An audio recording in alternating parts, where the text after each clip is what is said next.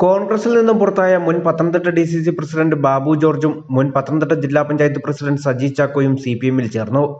പത്തനംതിട്ടയിൽ നടന്ന യോഗത്തിൽ CPM സംസ്ഥാന സെക്രട്ടറി MV ഗോവിന്ദൻ ഇരുവർക്കും പാർട്ടി അംഗത്വം നൽകി.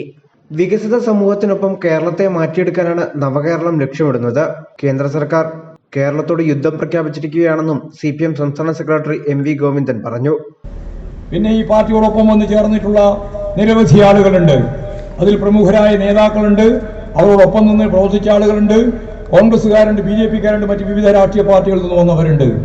നമ്മളെ പാർട്ടി തന്നെ ഇഷ്ടം പോലെ ആളായിട്ടുണ്ട്. ഇനി ഈ വന്നവർക്കെല്ലാം എന്താണ് ചെയ്യാനാവുക എന്ന വേവലാതിയൊന്നും വേണ്ട. എല്ലാവരെയും ചേർത്ത് പിടിക്കാൻ നമുക്കാവണം. എല്ലാവരെയും വർഗ പ്രസ്ഥാനത്തിന്റെയും ബഹുജന പ്രസ്ഥാനത്തിന്റെയും പാർട്ടിയുടെയും ഒക്കെ നേതാവാക്കി ഉയർത്തിക്കൊണ്ടുവരുന്നതിന് വേണ്ടി നമുക്ക് സാധിക്കണം. മുമ്പേ വന്ന ആളുകളുടെ അനുഭവം നമ്മൾ കാണുന്നത് തന്നെയാണ്. അവരെല്ലാം നമുക്ക് നല്ലതുപോലെ ഫലപ്രദമായി ഉയർത്തിക്കൊണ്ടുവരാൻ സാധിച്ചിട്ടുണ്ട്. കേരളത്തിൽ എവിടെയായാലും, പ്രത്യേകിച്ച് പത്തനംതിട്ടയെടുത്ത് പരിശോധിച്ച് നോക്കിയാലും ഇവരെല്ലാം ചേർത്ത് നിർത്തിക്കൊണ്ട് പാർട്ടിയെ അതിന്റെ ശരിയായ സത്യസന്ധമായ രാഷ്ട്രീയ മൂല്യങ്ങൾ ഉയർത്തിപ്പിടിച്ചുകൊണ്ട് പാർട്ടിക്ക് മുന്നോട്ടേക്ക് പോകാനാവണം. അപ്പോഴാണ് പാർട്ടിയുടെ കരുത്ത് വർദ്ധിപ്പിക്കുക. കേന്ദ്രത്തിനെതിരായ സംയുക്ത പ്രമേയത്തിൽ UDF ഒപ്പിടാത്തത് കേരളം ഒരിഞ്ച് മുന്നോട്ട് പോകാൻ പാടില്ലെന്ന ചിന്ത കൊണ്ടാണ്.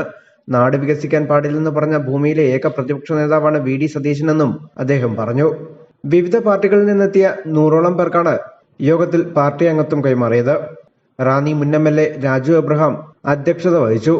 CPM ജില്ലാ secretary KP Udayabhanu, R Unnikrishnapillai, K Ananthagopan, R Sanalkumar, Omallur Sankaran, PB Harshakumar, A Padmakumar, R Ajaykumar, Nirmala Devi, Zakir Hussain, N Sajikumar, K Anilkumar തുടങ്ങിയവർ പങ്കെടുത്തു.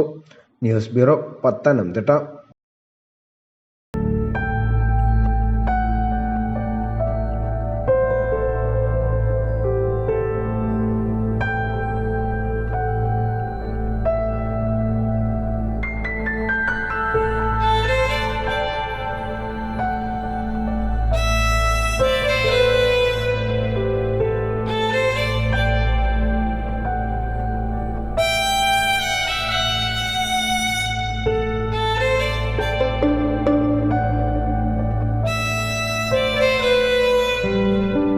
Zion Medical College Hospital, Adur, Pathanamthitta.